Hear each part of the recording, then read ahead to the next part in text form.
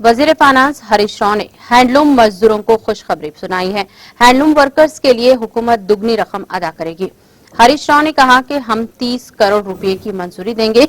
पहले ही वजीर केटीआर ने 70 करोड़ रुपए जारी करने का ऐलान किया है। उजरा हरीश राव और गंगुला कमलाकर ने हुजराबाद के सिटी सेंट्रल हॉल में हैंडलूम वर्कर्स में सब्सिडी के चेक्स तकसीम किए। इस मौके पर खिताब करते हुए वजीर हरीश राव ने कहा कि 90 लाख रुपयों की मंजूरी दी गई है।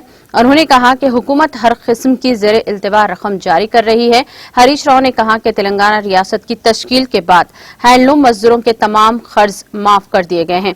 उन्होंने कहा कि वो हैंडलूम वर्कर्स के मसाइल और रकूमात की इजराई के ज़िमन में वज़ीर आला केसीआर से जल्द ही मुलाकात करेंगे। किसान इंश्योरेंस स्कीम के मुताबिक आने वाले दिनों में मछली, लोकी और हैंडलूम इंश्योरेंस दस्तयाब होगी। उन्होंने कहा कि टीआरएस हुकूमत हैंडलूम वर्कर्स को हर किस्म की सहूलियात मुहैया करना चाहती है। अगर टीआरएस हुकूमत को कामयाब किया जाता है तो हम बेघरों के लिए डबल बेडरूम मकानात और जमीन रखने वालों के लिए घर भी बनाएंगे। हम हुजराबाद में पद्माशाली इमारत भी तामीर करेंगे और इसे कोंडा लक्ष्मण बापू जी के नाम से मौसूम किया जाएगा। इस मौके पर वजीर गंगुला कमलाकर और टीआरएस लीडर एल रमना के अलावा दीगर मौजूद थे। मीटिंग जल्दी పెట్టుందని మీ వాళ్ళు అడుగుతనే అన్న ఉత్త చేతులతో మీటింగ్ పెట్టడం నాకు ఇష్టం లేదు। 2 రోజులు లేట్ అయినా మీ పనులన్నీ చేసుకొని వచ్చే మీటింగ్ పెడతా అని చెప్పి నేను మాట ఇచ్చిన వాళ్ళకి। మీరు కలిసి నాకు 15 రోజులు 2 నెలలు అయింది। 2 నెలల తర్వాత మీటింగ్ పెట్టినా మీరు అడిగిన ఒక్కొక్క పనిని గౌరవనీయులు మా రమణన్న గారు, మంత్రి గారు కేటీఆర్ గారి దగ్గరికి వెళ్ళి మొత్తం అన్ని డిపార్ట్మెంట్ల మీటింగ్ పెట్టి రివ్యూ చేయడం జరిగింది।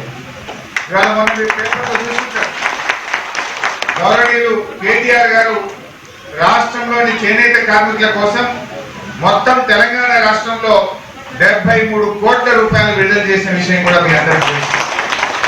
దాంట్లో మనకు రావాల్సిన డబ్బు కూడా మనకు వచ్చింది। ఇవాళ హుజురాబాద్ మీ హెచ్డబ్ల్యూఎస్ సొసైటీకి ఈరోజు 1,75,803 రూపాయలు మీకు ఇవ్వడం జరుగుతా ఉంది। 1,90,75,000 ఇక మీరు 12 అన్నా కట్టుకోవచ్చు, 8 అన్నా కట్టుకోవచ్చు, దానికి ఏ రకమైన అభ్యంతరం ఉండదు। ఇకపోతే ఎక్స్గ్రేషియా డబ్బులు ఉండే, కార్మికులు చనిపోతే డబ్బులు రావాలి, అది కూడా ఈ అధికారులు పంపించకపోవడం వల్ల మీకు ఆలస్యమైంది। మీ అధ్యక్షుడు నా దృష్టికి తీసుకురాగానే ఉపేందర్ గారు చెప్పగానే దాన్ని కూడా వెరిఫై చేసినాం।